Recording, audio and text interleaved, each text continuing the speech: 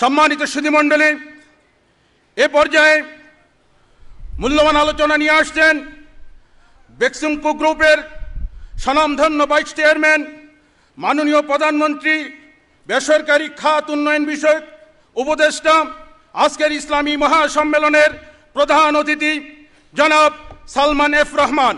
জনাব সালমান এফ রহমান, আমি মুহতারামকে তার আলোচনা পেশ করার জন্য বিনীতভাবে অনুরোধ করছি। আউযু বিল্লাহি মিনাশ শাইতানির রাজিম, বিসমিল্লাহির রহমানির রহিম। আহলে হাদিস আন্দোলনে আয়োজিত আজকে এই অনুষ্ঠানের সন্ত্রাস এবং জঙ্গি বিরোধী অনুষ্ঠান যেটা আপনারা করেছেন, আলোচনা সভা, সেটার সম্মানিত সভাপতি আহলে হাদিস আন্দোলনের আমির প্রফেসর আসাদুল্লাহ গালিব এবং আজকের এই অনুষ্ঠানের বিশেষ অতিথি সাতক্ষীরা 2-র মাননীয় সংসদ সদস্য জনাব মুশতাক আহমদ রবি এবং মঞ্চে উপস্থিত আহলে হাদিস আন্দোলনের কর্মকর্তাবৃন্দ এবং সারা বাংলাদেশ থেকে আহলে হাদিস আন্দোলনের সদস্যবৃন্দ যারা আপনারা এসছেন, সবাইকে আসসালামু আলাইকুম ওয়া রাহমাতুল্লাহি ওয়া বারাকাতুহু। আমি প্রথমেই আজকে আহলে হাদিস আন্দোলনকে আমি ধন্যবাদ জানাতে চাই যে আমাকে এই অনুষ্ঠানে প্রধান অতিথি করার জন্যে এবং আপনাদের সামনে কয়েকটি কথা বলার সুযোগ দেওয়ার জন্যে। প্রথমে আমি যেটা বলতে চাই যে ইসলামের বিরুদ্ধে একটা আন্তর্জাতিক ষড়যন্ত্র হয়েছে। সেটা কি? সেটা হয়েছে যে প্রমাণ করার চেষ্টা হয়েছে যে ইসলাম আসলে একটা জঙ্গিবাদ ধর্ম। সেই ষড়যন্ত্রের আমরা সকলেই কিন্তু শিকার হয়েছি। এটা শুধু আমি বলবো না, আমি মনে করি পৃথিবীর প্রত্যেকটা মুসলমান, সে আহলে হাদিস হোক বা সে দেওবন্দি হোক বা সে যেই ধরনেরই তার তরিকা হোক, সে কিন্তু এই ষড়যন্ত্রের শিকার হয়েছে। তাহলে এই যে ষড়যন্ত্রটা হইতেছে, আমাদেরকে কিন্তু ঐক্যভাবে আমাদেরকে এটার মোকাবিলা করতে হবে। এটা কিন্তু আমাদের মৌলিক দায়িত্ব আমি মনে করি। যদি আমাদেরকে ইসলামটাকে আমাদেরকে সারা পৃথিবীতে যদি আমাদেরকে প্রমাণ আমাদেরকে করে দিতে হবে যে আসলে ইসলামটা হলো শান্তির ধর্ম। যে এই যে ষড়যন্ত্রটা হইতেছে, এই ষড়যন্ত্র এত কৌশলভাবে করেছে তারা করেছে কি, আমাদের মুসলমানদেরকেই ব্যবহার করা হয়েছে এটা করতে। এখন আমি সব সময় বলি যে যতগুলি জঙ্গি ঘটনাগুলি ঘটেছে আন্তর্জাতিকভাবে, আমেরিকাতে হোক, ইউরোপে হোক, ফ্রান্সে হোক, যেখানেই হোক, গैर মুসলিম কয়জন মারা গেছে আমরা হাতে গুনতে পারবো, এটার হিসাব আছে। তো যখন আপনার প্যারিসে বা নিউ ইয়র্কের কোনো ঘটনা ঘটে, তখন তারাই বলে দেয় যে এত 4000 লোক, 400 লোক, 500 লোক মারা গেছে, এটা হিসাব তারাই দিয়ে দেয়। কিন্তু কয়জন মুসলমান মারা গেছে সেটার কিন্তু কোনো হিসাব নাই। এবং ষড়যন্ত্রটা এমনভাবে হয়েছে যে আপনারা এখন দেখেন মুসলমানকে মারতেছে। ঠিক আছে, আমরা আকীদাতে আমাদের ওদের সাথে মিল নাও থাকতে পারে, কিন্তু তারপরেও কি শিয়ারা জুম্মার মসজিদে শিয়া নামাজ পড়তেছে আর সুন্নিরা গিয়ে ওই মসজিদে হাজার হাজার শিয়া লোককে মেরে দিল, এটা কি জায়েজ আছে? এবং ওটার পরে কি হয়, যখন শিয়া এসে আবার সুন্নি মসজিদে হামলা করে, আবার এটা কি জায়েজ আছে? কিন্তু ষড়যন্ত্রটা কি হয়েছে দেখা যাচ্ছে যে মুসলমান মুসলমানকে মারতেছে সব জায়গা। আইদার শিয়া সুন্নি তো আছে একটা, তার ছাড়া সুন্নি সুন্নিকে মারতেছে। এটা আমাদের আন্তর্জাতিকভাবে এটা কিন্তু আমাদের সবাইকে বুঝতে হবে যে এটা একটা বড় চ্যালেঞ্জে আছি আমরা।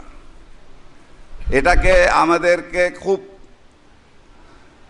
কঠিনভাবে আমাদেরকে কিন্তু ধরে নিতে হবে যে এই চ্যালেঞ্জটা, এটা যে মোকাবিলা করতে হবে, এটা হিকমতের সাথে খুব চিন্তা ভাবনা করে আমাদের করতে হবে। এখানে কিন্তু একটা বিরাট বড়, এখন একটা ভালো দিক আছে, যেটা গতকালের ঘটনা আমি আপনাদেরকে বলছি, যে আপনারা জানেন যে আমেরিকার যে প্রেসিডেন্ট ট্রাম্প, উনি ইলেকশনের আগে ইসলামের বিরুদ্ধে অনেক কিছু বলেছেন। শুধু তা বলেন নাই,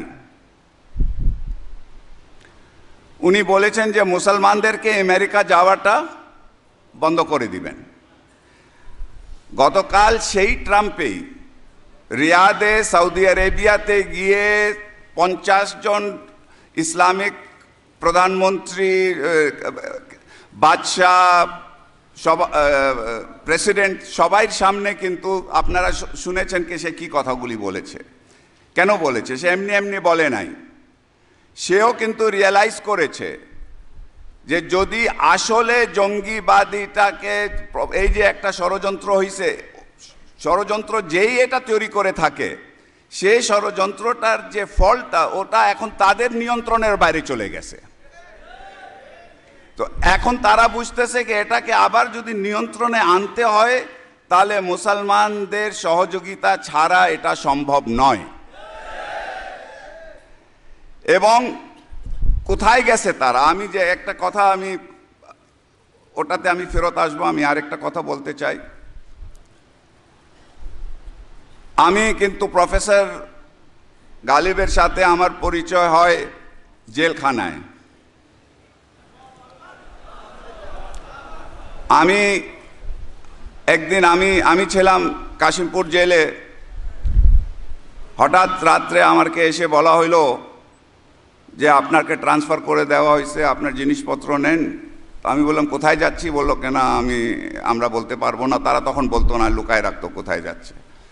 তারপর নিয়ে গেল আমাকে রাত্রে।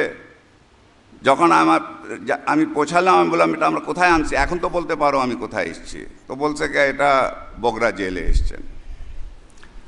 তো আমি বগুড়া জেলে গেলাম। প্রথম আমাকে জেলের রুমে নিয়ে গেল। ভোর 2টা ছিল, সকাল ভোর 2টায় আমি কিন্তু ওখানে এসেছি। তো আমি প্রথমেই জিজ্ঞেস করলাম জেলারকে যে ডিভিশনে কে আছে, আমার সাথে কে থাকবে? তো উনি বলছেন প্রফেসর গালিব। আমি তো তখন বললাম আমি চিনতাম না। আমি বললাম প্রফেসর গালিব উনি কে? তো বলছেন এরকম আহলে হাদিসের আমির আছে। তা উনি জেলে কেন আছেন? বলছে ওনার বিরুদ্ধে তো অনেকগুলি মামলা আছে।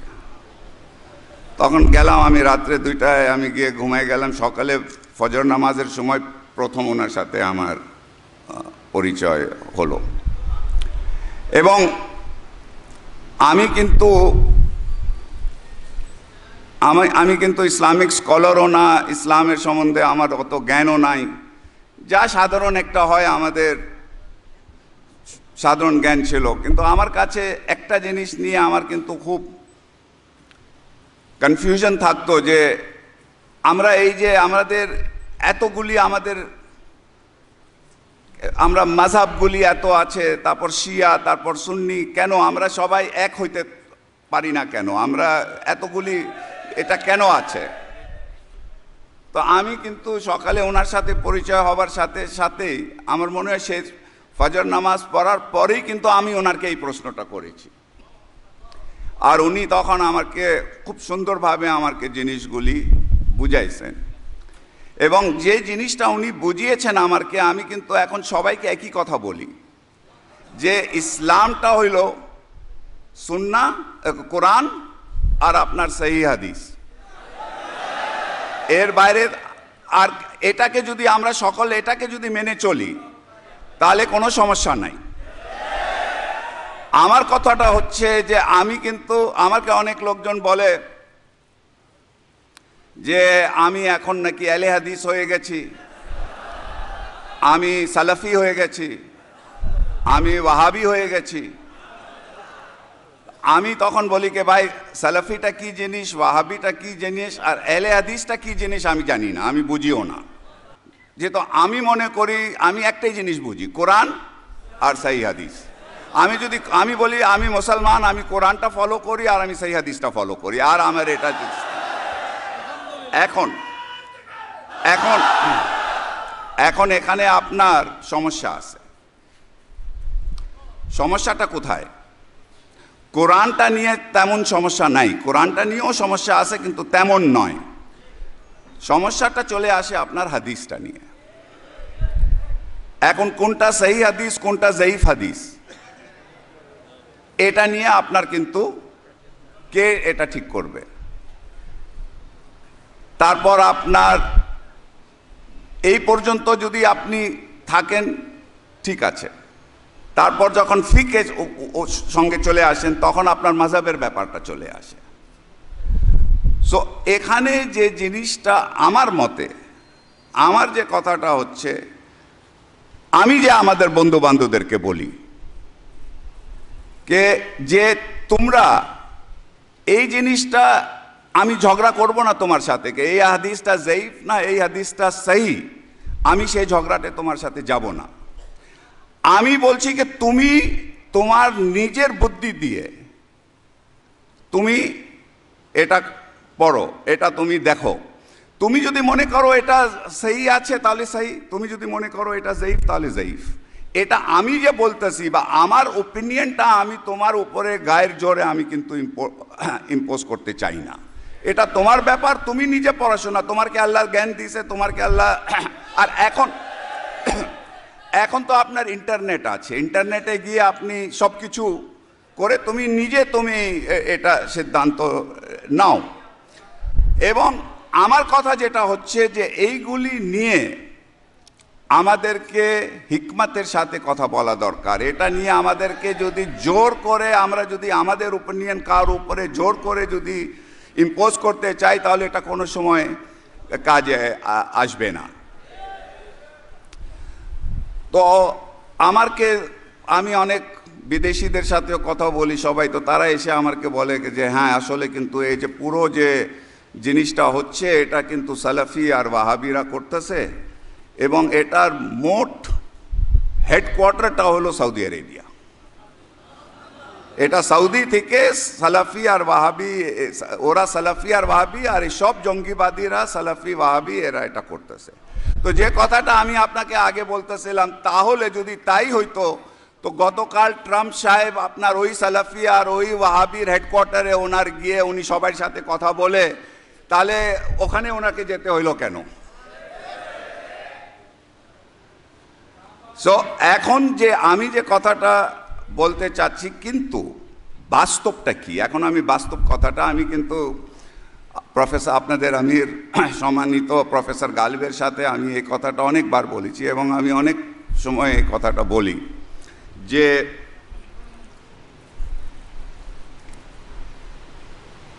আসলে সমস্যাটা কোথায় হয়েছে। সমস্যাটা হয়েছে দ্যাট আগে এই ইন্টারনেট যুগের আগে মেনলি কি ছিল, আমার বাবা আহলে হাদিস তো আমি আহলে হাদিস, আমার বাবা হানাফি তো আমি হানাফি, এই তো নিয়ম। আমার বাবা মা যদি মিলাদ পড়ে আমিও মিলাদ পড়ি, কারণ আমি ওনাদের থেকে শিখেছি। আমার বাবা মা যদি মিলাদ না পড়ে তাহলে আমিও মিলাদ পড়বো না, সেটা ছিল। এখন হয়ে গেছে কি, এখন ইন্টারনেটের যুগে আমার বাবা কি করতো না করতো আমি সেটা এখন মানতে রাজি না। এখন আমি নিজে গিয়ে আমি নিজে এখন শিখতে চাই কি এটা আসলে, যখন আমি শুনি কে না এটা তো ঠিক না, এটা বিদাত, তো এটা আসলে বিদাতকে বিদাত না, এটার জন্য আমি এখন নিজে গিয়ে আমি নিজে এই সিদ্ধান্ত, বিকজ এখন হয়েছে কি আপনার ইন্টারনেটের কারণে এই তথ্যগুলি কিন্তু সহজে পাওয়া যায়। তারপর আমি গিয়ে আমি বলি যে ঠিক আছে, আমি তারপর একজন জ্ঞানী লোকের কাছে গিয়ে আমি বলি, জিজ্ঞাসা করি, কাউন্টার করি। কিন্তু এটা এখন হচ্ছেটা কি, যে জিনিসটা বিদআত, এটা তো সিম্পল একটা ডেফিনিশন, এটা নিয়ে তো কিন্তু আপনার কোনো সমস্যা নাই। ডেফিনিশনটা কি? রাসূল পাক সাল্লাল্লাহু আলাইহি সাল্লামের সময় উনি এটা করেছেন কে করেন নাই, অথবা ওনার পরে সাহাবারা এটা করেছে কে করে নাই? যদি উনি করেন নাই, যদি সাহাবারা করেন নাই, তাহলে আমরা কেন করব? এটা হলো সোজা। কিন্তু এখন এখানে সমস্যা আছে। সমস্যাটা কি? এটা যখন আমরা এটা সম্বন্ধে আমাদের শিক্ষা হইতেছে, এটা সম্বন্ধে যখনই আমরা বলতেছি যে এটা করা উচিত না, এটা করা, যারা এটা কিন্তু আপনারা এটার জন্যই আপনাদের সবাই যে সমস্যাটা হচ্ছে, আমি এখন আপনাদের সমস্যা কেন হচ্ছে আমি সেই মোট জায়গায় আমি যাচ্ছি। হচ্ছেটা কেন? বিকজ যারা তাদের বাবারা কি করে এসছেন, ওনারা যারা এটা বিশ্বাস করতেছেন কেন আমার বাবারা যা করে এসছেন সেটা রং হইতে পারে না, আর আমরা যখন বলি বা ওনারা নিজে থেকে যে একটা শ্রেণী গিয়ে বলে যে না এটা তো আমি রিসার্চ করেছি বা আমি পড়াশোনা করেছি, আর এই পড়াশোনার পরে তো আমি মনে করতেছি তোমরা যা এটা করো এটা ঠিক না, এখানে আপনার দ্বন্দ্বটা শুরু হয়। এই দ্বন্দ্বটা যখন শুরু হয় তখন বলা হয় কি না এ এখন মানে ইংরেজিতে যা বলে আর আপনাদের বাংলায় মানে ইংরেজিতে বলে এই ফান্ডামেন্টাল হয়ে গেছে, আর বাংলায় মূলবাদ হয়ে গেছে। সে এখন মিলাদ পড়বে না, সে এখন রাফাদাইন করে, সে এগুলিতে এখন গেছে, চলে গেছে ইন দি আদার হ্যান্ড। আচ্ছা, এখানে একটা ব্যাপার আছে, এখানে একটা সমস্যা আছে।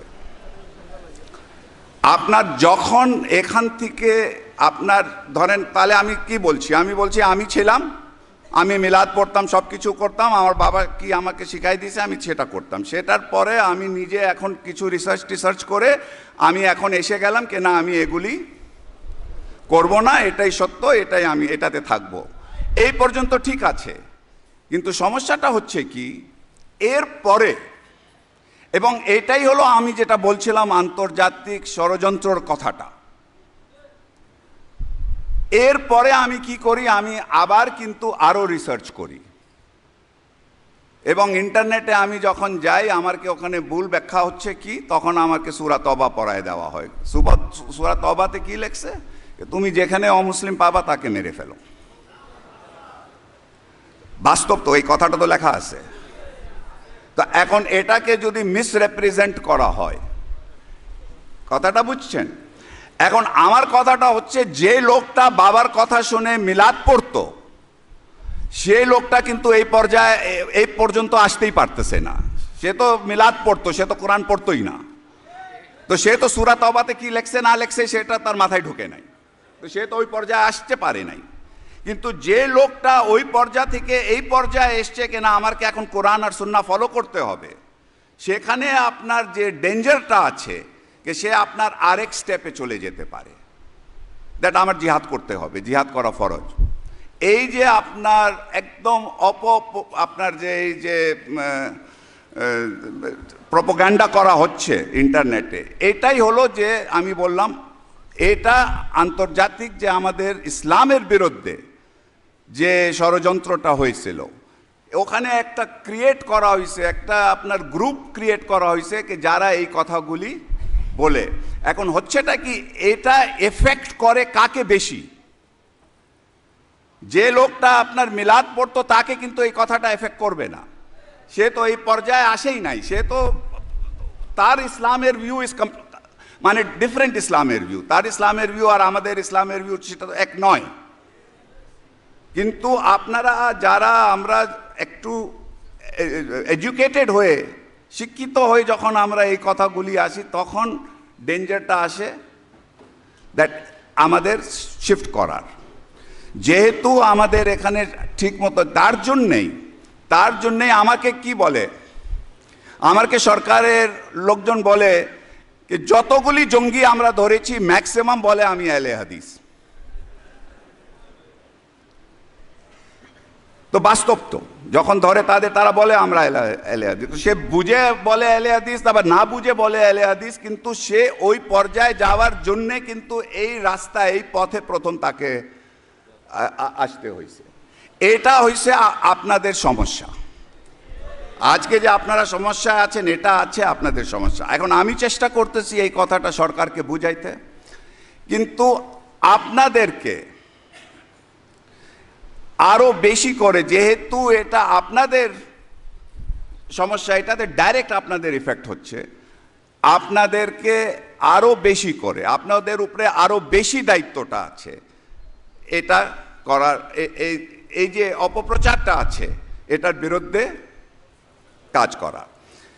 ওর জন্য আমি আপনাদেরকে অভিনন্দন জানাই এবং অনেক ধন্যবাদ জানাই যে আজকে আপনারা এই যে আলোচনা সভাটা আপনারা আয়োজন করেছেন, এটার জন্য আপনাদেরকে অভিনন্দন আর ধন্যবাদ জানাচ্ছি। যেটা এই সভার মাধ্যমে আমি আশা করি যে আমরা এই যে আপনাদের যে এই যে বইগুলিতে আপনারা যা বলেছেন, আপনারা কবে জঙ্গির বিরুদ্ধে যে বলা হয়েছে এই কথাগুলি সব আপনারা অনেক আগে বলেছেন। এটা যে ভালোভাবে প্রচার করার, এটা হয়েছে আপনাদের এটা ভালো সুযোগ আপনারা পেয়েছেন। আরও এরকম সুযোগ আপনাদেরকে ইনশাল্লাহ করে দেওয়া হবে, যেখানে আপনারা এই কথাগুলি আরও বলতে পারবেন।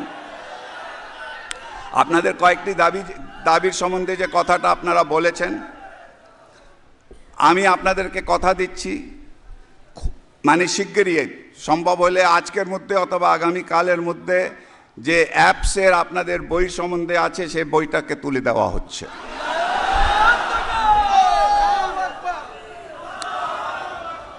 আমি এখন আমার শেষ করার আগে আমি কিন্তু আরও কয়েকটি কথা বলতে চাচ্ছি। একটা তো হলো অ্যাপসের কথা হলো, আরেকটা হলো যে আরও যে দাবিগুলি করেছেন আপনাদেরকে, যেটা আপনাদের সম্মানিত সংসদ সদস্য যে কথাটা বললেন, আপনাদেরকে তো আজকে মিটিং করার সুযোগ দেওয়া হয়েছে। তার মানে সরকার আপনারা যে ভূমিকাটা আপনারা যেটা রাখতে চাচ্ছেন, যে জিনিসটা আপনাদের আমাদেরকে বলেছেন, সেটা সরকার গ্রহণ করেছে এবং এই ধরনের সুযোগগুলি আরও দেওয়া হবে। আপনারা সারা বাংলাদেশে ইনশাল্লাহ আপনাদের যে দাবিটা আছে আপনারা আপনাদের মিটিংটা করতে পারবেন, সুন্দরভাবে করতে পারবেন, ভালোভাবে করতে পারবেন। আমার যে কথাটা হচ্ছে, কিন্তু আপনাদের উপরে দায়িত্বটা অনেক বেশি। যারা নতুন করে আপনাদের কাছে আসে বা আপনারা যারা আহলে হাদিস, যারা আসলে কোরআন আর সুন্নাহর উপরে পড়াশোনা করছেন, যারা রিসার্চ করছেন, আপনাদের দায়িত্ব অনেক বেশি দায়িত্ব, আর স্পেশালি আপনারা যারা নেতৃবৃন্দ, তাদেরকে সেই পথে রাখা। দ্যাট ওই যে বিকজ এখানে আপনার লাইনটা খুব ফাইন লাইন আছে, ওই লাইনটা ক্রস করলেই কিন্তু সমস্যা চলে আসে। ওই লাইনটা যেন না ক্রস করে সেটা নিয়ে আপনাদেরকে নতুন করে আপনারা, একটা হইলো জঙ্গির বিরুদ্ধে বলাটা, সেটা আপনারা বলতেছেন, যুক্তি দিয়ে বলতেছেন, ঠিকই আছে, কিন্তু তার সাথে সাথে এই যে জিহাদের যে আপনার অপপ্রচার হচ্ছে আর ডেফিনেশন, এটাও কিন্তু আপনাদেরকে অনেক বেশি করে এই কাজটা করা দরকার। আপনারা করছেন, কিন্তু আরও বেশি এটা দিয়ে করতে হবে, অনেক বেশি করতে হবে এই কাজটা, এটা বোঝাইতে হবে। আমি শেষ করার আগে যে কয়েকটি কথা বলতে চাচ্ছিলাম, যেটা মাননীয় সংসদ সদস্যরা বলছেন বাংলাদেশের সম্বন্ধে।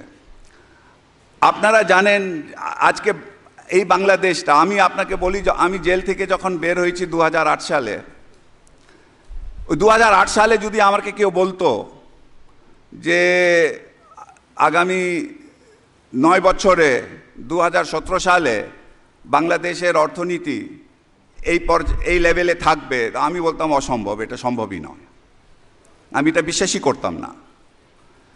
কিন্তু যেভাবে এই 9 বছরে বাংলাদেশের যে আমাদের যে শুধু অর্থনীতি না, পুরো বাংলাদেশের সব, মানে আপনার যে একটা তো হলো অর্থনীতি, আর একটা হলো আপনার সামাজিক, যেটা আপনার এসডিজি এমডিজি বলে, সামাজিক যে আপনার সফলতাগুলি হয়েছে, এটা কিন্তু আসলে বিশ্বাসযোগ্য। এটা হয়েছে শুধু আপনার মাননীয় প্রধানমন্ত্রীর পরিশ্রমের জন্য, উনি যেভাবে কাজ করেন। আমি আপনাকে বলি, এবং শুধু যেরকম আপনাদের বিরুদ্ধে অপপ্রচার আছে, আওয়ামী লীগের বিরুদ্ধেও সেই একই অপপ্রচার ছিল। আমরা ক্ষমতায় আসলে আজান বন্ধ হয়ে যাবে, আমরা ক্ষমতা আসলে কেউ নামাজ পড়তে পারবে না, মসজিদে যেতে পারবে না। তো আপনারা বলেন, আপনারা তো সারা বাংলাদেশ থেকে হয়েছে, সেটা কি হয়েছে? শুধু তা নয়, আমি আপনাকে একটা আমি ঘটনা বলছি। কিছুদিন আগে, প্রায় এক বছর আগে, একজন আমার নিকট বন্ধু, উনি একটা দায়িত্ব, সরকারি দায়িত্বটা পেয়েছেন, মন্ত্রীর মর্যাদা পেয়েছেন। উনি আমাকে বললেন, দ্যাট আশ্চর্য ব্যাপার। তাহলে কি হয়েছে? বলে কি, আমি গতকাল রাত্রে 11:30টায় মাননীয় প্রধানমন্ত্রীটাকে আমি SMS করেছি একটা ব্যাপারে। আমি ভেবেছি 2-3 দিনের পরে এটা উত্তর আসবে, অথবা উনি আমাকে ডেকে বলবেন। আমি ওনাকে একটা ব্যাপারে ওনাকে SMS করলাম। বললে কি আশ্চর্য ব্যাপার, সকালে আমি ঘুম থেকে 7টা-7:30 যখন উঠেছি, আমি দেখি যে ওই SMS-এর উত্তরটা আমার কাছে চলে এসছে। এবং আমি যখন টাইমটা লক্ষ্য করলাম, বিকজ আপনি জানেন SMS-এ যখন আপনি SMS পান, কয়টা সময় ওই SMS এসছে আপনার কাছে সেটা চলে আসে। তো বলছে, আমি যখন ওই টাইমটা দেখলাম, আমি দেখলাম ঠিক 5:15, ভোর 5:15টায় উনি SMS-এর উত্তর দিয়েছে। তো আমি হাসলাম, আমি বললাম, উনি তো ডেলি কিন্তু ফজর নামাজের জন্য উনি উঠেন, ফজর নামাজের সময় উঠে উনি নিশ্চয়ই তোমার SMS-টা দেখেছেন, তখন উনি SMS-এর উত্তরটা দিয়েছেন। এবং শুধু তা নয়, উনি ফজর নামাজ ডেলি, প্রত্যেক দিনের কথা আমি বলতেছি, বিকজ এটা আমার জানার কথা, আমি আপনাকে বলতেছি। উনি প্রত্যেক দিন ফজরের সময় উঠে তারপর উনি কোরআন শরীফ পড়েন, কোরআন শরীফ পড়ার পরে, তেলাওয়াত করার পরে তারপরে উনি ওনার ফাইলগুলি হাত দেন। তো তারপর আপনারা যদি কোনো, আমার সংসদ সদস্য এখানে আছেন, উনি কিন্তু সাক্ষী দিবেন যে কোনো প্রোগ্রামে যদি উনি বাইরে যান বা কোনো জায়গায় উনি যান, আর সে সময় যদি আপনার নামাজে রক্ত হবে, যদি জানা হয় তো উনি যাচ্ছেন, আর ধরেন কোনো আসরের নামাজের সময় হয়ে যাবে অথবা জোহরের নামাজে হয়ে যাবে, তো ওনার যে SSF আপনারা জানেন, স্পেশাল সিকিউরিটি ফোর্স যেটা ওনার থাকে, যেটা ওনার সিকিউরিটি দেখে, SSF-টা যেখানে আপনার প্রোগ্রাম হচ্ছে সেখানে ওনারা বলবেন ঠিক আছে, আপনারা তো সব কিছু ঠিক আছে, কিন্তু একটা জায়গা আপনারা নির্দিষ্ট করে দেন যেখানে মাননীয় প্রধানমন্ত্রী উনি নামাজ পড়বেন, যেহেতু আপনাদের প্রোগ্রামের সময় অমুক নামাজের সময় হয়ে যাবে, উনি কিন্তু প্রোগ্রাম মাঝখানে উঠে ওনাকে নামাজ পড়তে হবে, আপনারা কোথায় উনি নামাজ পড়বেন সেটা কারণ ওই জায়গাও আমাকে। তো যেই প্রধানমন্ত্রী 5 ওয়াক্ত নামাজ পড়ে, যে প্রধানমন্ত্রী সকালে কোরআন তেলাওয়াত করে, সেই প্রধানমন্ত্রী কি আপনার আজান বন্ধ করে দিবে আর মসজিদের যে, এটা কি বিশ্বাসযোগ্য? এটা কি আমরা বিশ্বাস করতে পারি? তো এই ধরনের অপপ্রচার আমাদের বিরুদ্ধে হয়েছে, যে ধরনের অপপ্রচার আপনাদের বিরুদ্ধে হয়েছে। তো এটার জন্যে আমাদেরকে এটা মোকাবিলা করতে হবে ইনশাআল্লাহ। আমি যেটা বলেছি হিকমতের সাথে, যেটা, আর আপনি যে কথাটা বলেছেন, আপনারা যে কথাটা আমার খুব ভালো লেগেছে, যে কথাটা বলেছেন যে যখন আমরা কোনো সময় বিপদে পড়ি, কোনো অসুবিধা যদি হয়, আমরা কিন্তু রাস্তায় নামি না, আমরা কিন্তু কোনো ভাঙচুর করি না, আমরা হরতাল করি না, আমরা কিন্তু এক জায়গায় ফারিয়াদ করি, সেটা হলো আল্লাহর কাছে। তো আপনারা, আবার আপনাদেরকে অনেক অনেক ধন্যবাদ। আপনারা আমাকে কয়েকটি কথা বলার সুযোগ দিয়েছেন, এবং আপনারা, আবার আমি ধন্যবাদ জানাতে চাই, আপনাদেরকে অভিনন্দন জানাতে চাই। আজকে এটা খুবই গুরুত্বপূর্ণ একটা অনুষ্ঠান হয়েছে, আপনারা এটা ভালোভাবে দেখেন। আমি আপনাদেরকে সরকারেরও বিপদটা বুঝতে হবে, যেহেতু আমি বলছি এটা একটা আন্তর্জাতিক ষড়যন্ত্র, সে আন্তর্জাতিক ষড়যন্ত্রতে আমাদের সরকারও কিন্তু ফেস করতেছে, আমরাও কিন্তু এর মধ্যে, এর যে খারাপ দিকটা সেটা সরকারকে এখন আমরা এটা যেটা সংসদ সদস্য মাননীয় সংসদ সদস্য বলেছেন, আমরা কিন্তু এটাকে ফেস করতে সক্ষম হয়েছি। এটা তো প্রধানমন্ত্রীর যে জিরো টলারেন্স পলিসি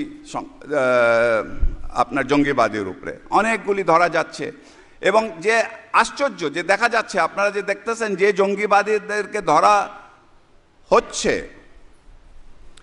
তারা কিন্তু একদম ব্রেন ওয়াশ, তারা কিন্তু শুধু মাদ্রাসার ছেলে না, তারা তো প্রাইভেট ইউনিভার্সিটির ছেলে, তারা তো কিন্তু মিডল ক্লাস থেকেও আসতেছে, যে সব শুধু গরিব মাদ্রাসা ছেলেদের যে এটা তা তো দেখা যাচ্ছে না। আমি একটা ঘটনা বলে আমি শেষ করছি। আমার একটা খুবই ক্লোজ বড় ব্যবসায়ীর একদিন এসে আমার কাছে কান্নাকাটি করতেছে যে আমার নাতি টার্কি থেকে ফেরত আসতেছিল, ইস্তানবুল থেকে আসতেছিল, এয়ারপোর্ট থেকে গায়েব হয়ে গেছে, ওকে কেউ ধরে নিয়ে গেছে, কেউ স্বীকার করতেছে না, আমাকে হেল্প করেন। আমি যখন লম্বা স্টোরি শেষ হয়ে দেখা গেল কি আসলে সরকারি তার কাছে আছে, পরে সরকার বললো কি হ্যাঁ আমাদের কাছে আছে। তখন আমি বললাম কি দেখো তাকে তোমরা একটু, তোলে কি আমরা কাউন্সিলিং করতেছি, আমরা চেষ্টা করতেছি। 6 মাস পরে আমি জিজ্ঞেস করলাম কি হইলো, তো আমাকে বলা হইল স্যার ওকে আমরা 6 মাস হয়ে গেছে, আমরা অনেক চেষ্টা করেছি ওকে বলতে তুমি যে এগুলি করতেছো এটা ভুল, এটা সেটা। আর কে বলছে, ওকে বলা হয়েছে কি তোমার বাবা মা, তোমার অন্য আত্মীয় স্বজনরা তারা তোমার সম্বন্ধে খুবই চিন্তিত, তুমি যদি এই পথটা ছেড়ে দাও তাহলে আমরা তোমাকে ছেড়ে দিতে পারি, তুমি তোমার পরিবারের কাছে তুমি ফেরত যেতে পারবো। বলছে কে স্যার জানেন আপনি স্যার কি উত্তর দিছে? সে বলছে আমার কোনো মা বাপ নাই, তারা সব কাফের। তো এইভাবে যে ওদেরকে ব্রেন ওয়াশ, এটা তো মোকাবলা করতে হবে। সরকারও তো বিপদে আছে। আপনারা যে ভাবতেছেন না আপনাদের বিরুদ্ধে যে সরকার এভাবে যাচ্ছে, আপনাদের বিরুদ্ধে যাচ্ছে না। প্রবলেমটা হচ্ছে কি সমস্যাটা বিরাট সমস্যা, এটা একটা নতুন সমস্যা এসছে। এটা শুধু বাংলাদেশে না, এটা কিন্তু আন্তর্জাতিকভাবে। কিন্তু আল্লাহর রহমতে আল্লাহ যা করে সবসময় ভালোর জন্যই করে। এবং আমি কিন্তু খুবই উৎসাহিত হয়েছি গতকালের ঘটনার পরে, যেখানে আপনি জানেন আমাদের মাননীয় প্রধানমন্ত্রী, ওনাকেও দাওয়াত দেওয়া হয়েছে। উনি এখন কিন্তু রিয়াদেই আছেন, এখন উনি মদিনা শরীফে আছেন, তারপর উনি যাচ্ছেন উমরা করতে। গতকাল উনি ছিলেন যখন প্রেসিডেন্ট ট্রাম্প আর সৌদি বাদশাহ সালমান তারা যখন বলেছে এই কথাটা, তো এখন তারা গিয়ে এখন আমেরিকা নিজে বলতেছে যে এই যে এখন যে ওনারা কালকে একটা কেন্দ্রীয় তারা উদ্বোধন করেছে ইসলামিক আইডিওলজির উপরে, দ্যাট কোন আইডিওলজি থেকে এই জিনিসটা হচ্ছে। তো যদি সালাফি আর ওয়াহাবি আইডিওলজি থেকে হইতো, যেটা আপনার অভিযোগটা, তাহলে তো তারা সৌদি আরবিয়াতে গিয়ে এই কেন্দ্রটা করতো না। তো তার মানেই তারাও এখন রিয়ালাইজ করতেছে যে এটা সালাফি ওয়াহাবি আহলে হাদিস এগুলি কথাটা না, কথাটা হচ্ছে যারা জঙ্গি তারা জঙ্গি, তাদেরকে ভুল বোঝানো হয়েছে এবং তাদেরকে সহি পথে ফেরত আনার জন্য যা চেষ্টা করা সেটা করতে হবে, অথবা যদি না সম্ভব হয় তাহলে তাদেরকে শেষ করে দিতে হবে, আর কোনো উপায় নাই। তো আমি অনেক বেশি কথা বলে ফেলছি। আপনাদেরকে আমার কথাগুলি শোনার, সবার সাথে কথা শুনেছেন ওটার জন্য ধন্যবাদ জানাই। আবার আপনাদেরকে অনেক অনেক ধন্যবাদ, অভিনন্দন জানাই আজকের এই অনুষ্ঠান করার জন্যে। এবং আপনারা সবাই ভালো থাকেন, সুস্থ থাকেন, সুখী থাকেন, এই কামনা করে আমি আমার বক্তব্য শেষ করছি।